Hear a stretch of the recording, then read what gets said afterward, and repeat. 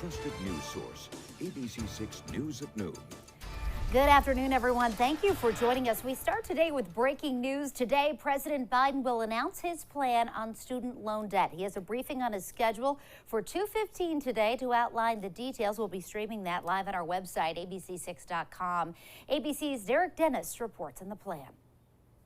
This morning, with the power of the pen, President Biden is expected to wipe out $10,000 worth of student loan debt for millions of Americans. I think every little bit counts. I think a lot of people have much more than that, but I personally think it's a good start, at least, and for a lot of people, it's going to make a big difference. The plan would affect borrowers who currently make less than $125,000 a year. The move could make Biden a hero to some while igniting fierce criticism among opponents. I should have done what everybody else did and not paid. Life is about choices, and life is about sacrifices. Pressure has been mounting on Biden to follow through on his campaign promise to address student loan debt. Talks in Congress have focused on anything from $10,000 worth of relief to $50,000, or even canceling the nation's entire $1.7 trillion student loan tab. Settling on the $10,000 figure is not sitting well with some Biden voters who've demanded more. The NAACP saying, if the rumors are true, we've got a problem. The group warning the president that many student loan borrowers elected him and suggesting $10,000 in relief, quote, is not how you treat black voters who turned out in record numbers. Meanwhile, experts say the president's action could face a legal challenge. The president, through the Secretary of Education, does have the power to adjust the amount of loan principal that any borrower has. Now, a court could decide they want to interpret it in a different way, and they're going to read it as only applying to smaller amounts of debt cancellation. Derek Dennis, ABC News, New York. And we turn to the weather now as we take a live look outside over Providence with our Skycam. Drying out today, lots of sun out there. Chelsea's in the Weather Center with your first forecast. Hi there, Chelsea. Hey, Doreen. Yes, some sunshine and some fair weather clouds. Temperatures are climbing as well, warmer than where we've been the last few days. We're sitting in the low 80s at the moment, dew points in the mid to upper 60s, with a little break from the humidity for spots farthest inland. But here in Providence, dew points in that mid to upper 60s range is pretty uncomfortable, and they're even higher the farther south and east you go. We are feeling a few degrees warmer because of the high dew points. Temperatures outside are in the upper 70s and low 80s. It's a warmer afternoon than where we were yesterday and the day before. Of course, we had rain to track the past couple of days today. Mainly sunny conditions, just a few of those passing clouds as the final push of that system that brought all of the rain comes through. Otherwise sunny and warm with temps in the mid to upper 80s both today and tomorrow. Doreen? Thank you. New at noon today, Warwick police investigating a fight on Oakland Beach last night. Officers arrived at the scene about 10:30. Saw multiple people fighting, possibly using a golf club and a baseball bat. 3 males were injured, 2 taken to Rhode Island Hospital. 1 has already been released. The 3rd was treated on scene and went to Kent Hospital on his own. And one Rhode Island lawmaker is calling for the state to control police and emergency personnel on Block Island. Deputy Speaker Charlene Lima says she'll introduce legislation next session to make these changes. Lima blaming the recent brawls at Ballards and on the ferry on officials refusing to pay for increased state police protection on the island in the summer. She also says the ferry needs more offerings to avoid overcrowding on the last service from Block Island. And several people arrested after the fights at Ballards and on the ferry earlier this month are due in court today. 7 of the 8 people arrested are facing charges of disorderly conduct. 2 of them, 37-year-old Abdu G of Pawtucket and 32-year-old Trent Manning from Providence, are expected in Washington County District Court. 26-year-old Michael Carvalho of Providence and 36-year-old Miguel Silva of Pawtucket were arraigned last week. And the owner of Ballards is still waiting on a decision by the Department of Business Regulation after appealing a 2-week liquor and entertainment license suspension. The appeal before the DBR Tuesday afternoon. The new Shoreham Town Council imposed the suspension after that brawl at the beach club 2 weeks ago.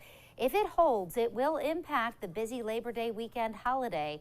Count on us to hear results both on air and online. And a Cranston man indicted in connection with an officer-involved shooting is expected in court today. 49-year-old Kyle Bento to face a Superior Court judge. This incident happened back in January. According to Providence Police, they responded to a breaking and entering on Hope Street. And when they got there, 49-year-old Bento got into his car and tried to leave the scene. Police fired 2 shots at Bento before arresting him. Attorney General Nerona says Bento is now charged with burglary and 2 counts of assault with a deadly weapon. Multiple businesses were damaged by a fire in Pawtucket last night. Fire crews responded to the business plaza on Smithfield Ave just after 10 o'clock.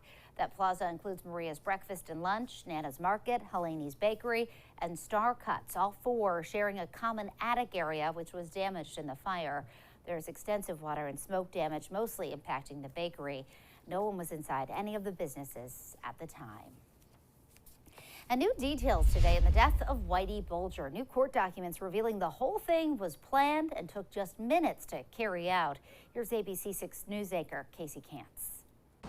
The case of the infamous Boston crime boss Whitey Bulger continues to be in the news this week. 3 men officially charged in his 2018 prison killing earlier this week. And we are learning today, according to court details, that those 3 men knew ahead of time that Bulger would be coming to the federal prison in West Virginia. According to those court documents, in a phone call with his mother, one of the men charged, 36-year-old Sean McKinnon, told her that inmates were preparing for the arrival of a high-profile person. McKinnon is accused of the lookout man, while the other 2 men, 55-year-old Freddie Geese and 48-year-old Paul DeCollegiero, allegedly carried out the attack on Bulger. According to prosecutors, only 12 hours separated the time Bulger showed up at prison to the time he was killed. Whitey Bulger was 89 years old. Your voice, your vote, and beginning today, early voting. You can stop at any Board of Canvasser location across the state to submit your early ballot. The primary is on September 13th. Voters in Massachusetts looking to take part in the upcoming primary need to register to vote by August 27th. Early voting in the Bay State also begins on the 27th. The primary is being held September 6th. And starting today, a new hotline is online helping you with your election needs. It's manned by the United Way. Voters can dial 211 to be connected. United Way first launched its voter information hotline 2 years ago. The call center is free and available to provide information and help 24/7. Nearly 4,000 voters turned to 211 seeking election information, voting instructions, and more back in 2020. The passage of the Let RI Vote Act this year requires the multilingual hotline be established every election cycle. And for more on the upcoming elections, log on to our website. There you can learn more about the primary in Rhode Island and Massachusetts, or read about the candidates who are running. We have an election guide for you up at ABC6.com. Still to come here on the news at noon, students in Seekonk getting ready for a brand new turf high school football field and track. We'll take a look at the progress and news on when it will officially open up. Plus, the city of Fall River showing off some of the new features of the new Durfee High School as it prepares to open for its second year. I'll tell you what changes kids will notice.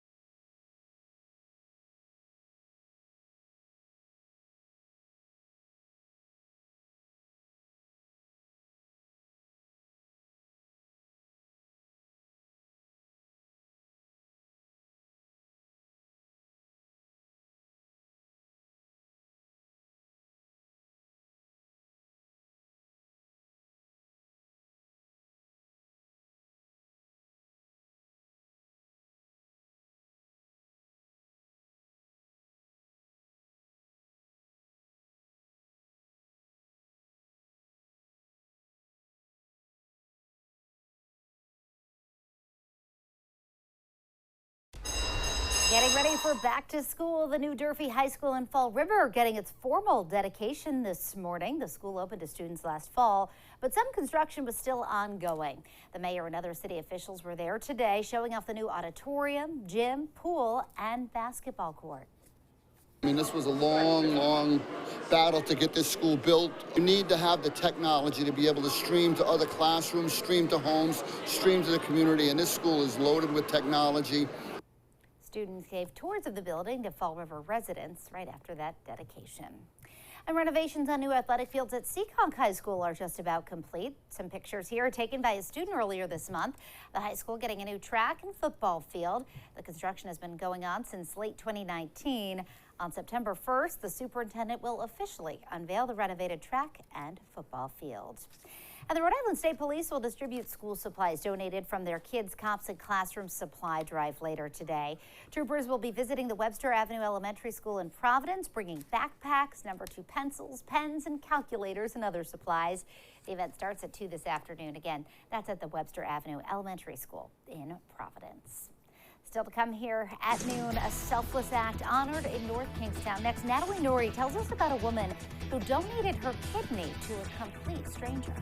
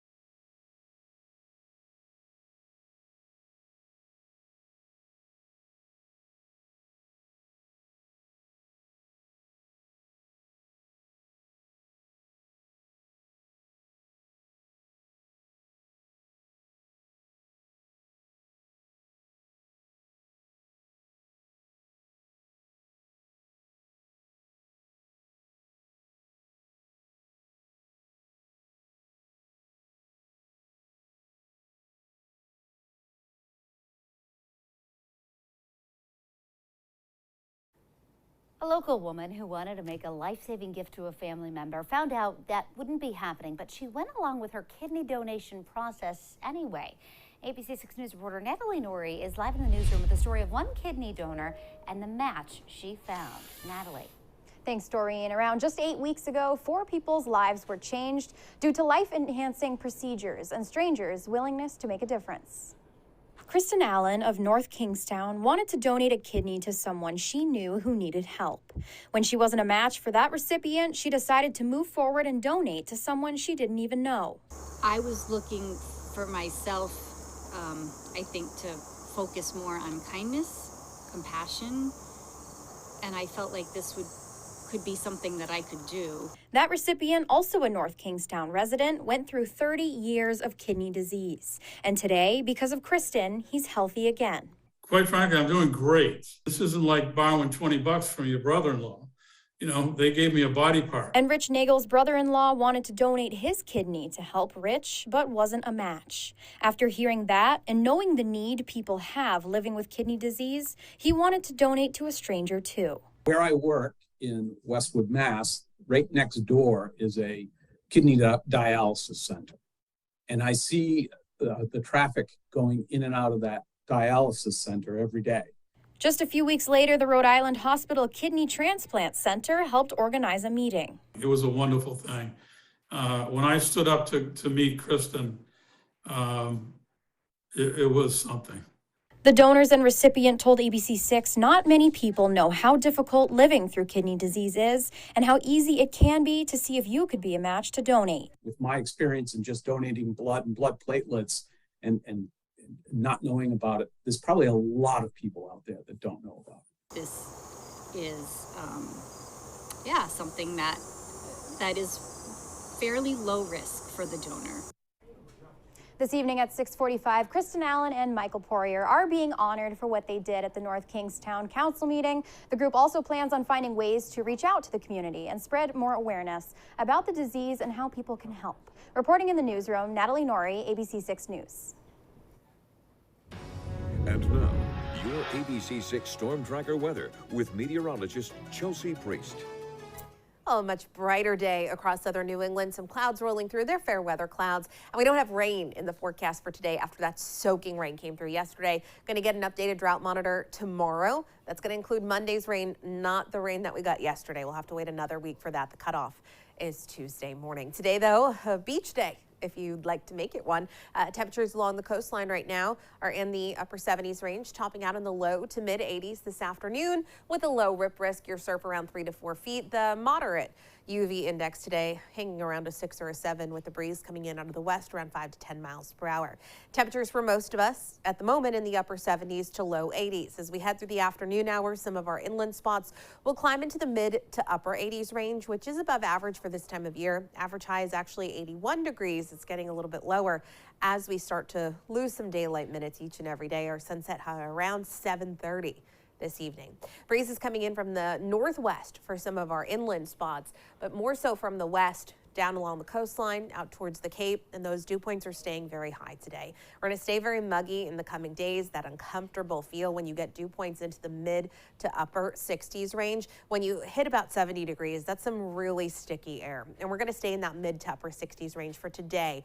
For tomorrow, for Friday, maybe some relief into the weekend, but still feeling pretty muggy. So summertime is hanging on as we head through our final week of August. Satellite radar image right now shows you dry conditions. You're looking at some clouds passing through, mainly for areas up to the north. We'll continue to see a few of those passing fair weather clouds at times. Otherwise, high pressure is coming into control. The system that brought all of the rain yesterday, it's the same system that brought some of the rain on Monday. That's continuing to pull away from us. It's still wrapping around some of those clouds, but for the most part, high pressure system moving in, and that means sunshine across southern New England. Dry weather for today.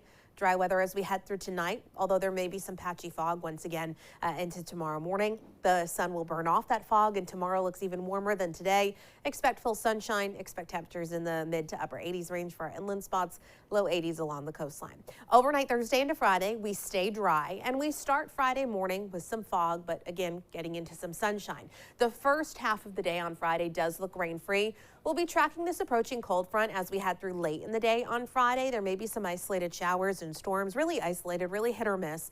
But behind that, you may get into some relief in terms of humidity for the weekend. Partly to mostly sunny outside as we head into the afternoon. Temps today in the mid to upper 80s range. Overnight, mild and muggy. Temperatures staying in the 60s with some fog redeveloping across the area. And then tomorrow you're looking at sunshine. It's going to be a hot and humid day for this time of year. Again, the average high is 81 degrees. Tomorrow will be close to 90, feeling a bit warmer because of the humidity. Heading into Friday, sunshine for the first half of the day. Again, late in the day, some showers and storms possible. And then into the weekend, we're looking dry with temperatures in the low to mid 80s, which is a bit more seasonable, a bit more comfortable as well. Another chance of rain into early next week. Doreen? All right, Chelsea, thank you. Well, Waterfire is announcing more lightings for this season. There will now be a full lighting on both October 1st and 22nd. There'll be a partial lighting on October 7th. These additional lightings bring the total number of full lightings to 9 with 8 partials. Still to come here on the news at noon, working through unexpected inventory. Details on deals at big retailers ahead of the Labor Day holiday.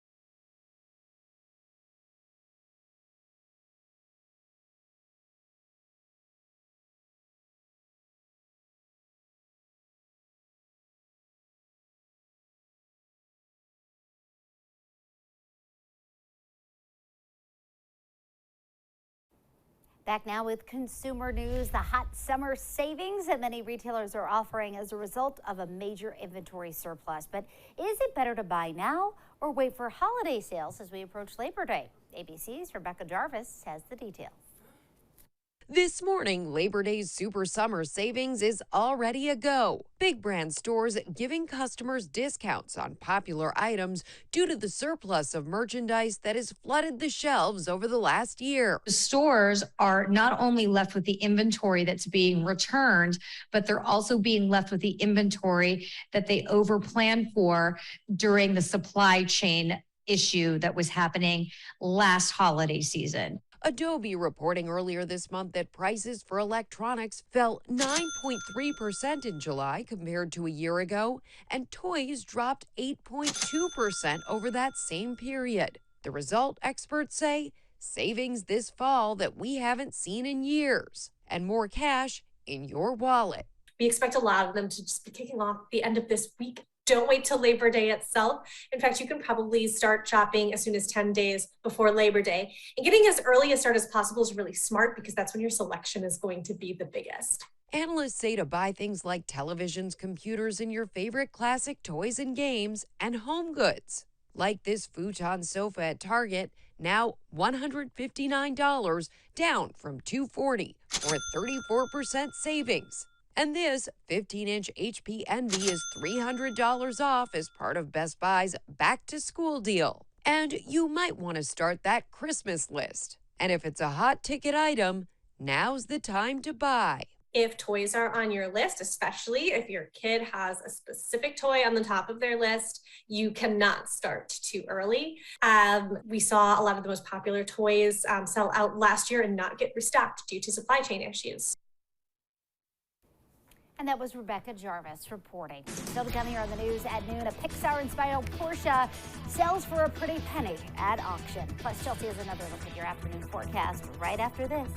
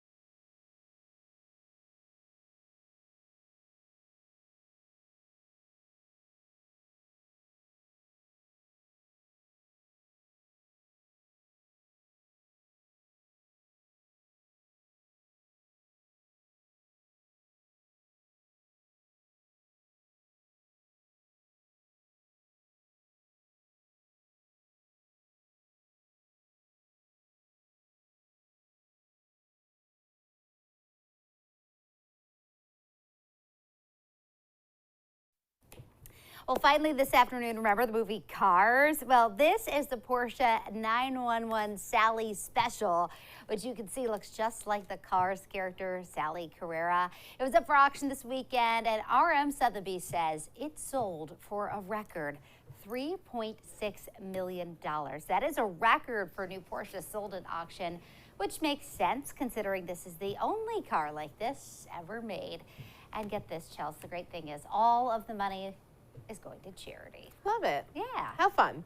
Love it. We are looking at a much drier day across southern New England. Obviously, so many spots got that soaking, flooding rain yesterday afternoon. We're going to stay dry for today and tomorrow. Mix of sun and clouds out there right now. Brighter later in the day. Temps in the mid to upper 80s. Mid to upper 80s again tomorrow. Feeling a bit warmer because of the humidity. On Friday, we're sunny through the first part of the day. Late in the day, the risk of a few showers and storms possible. And then as we head into the upcoming weekend, those temperatures come down to the low to mid 80s. Still slightly warmer than average. A bit less humid for the weekend.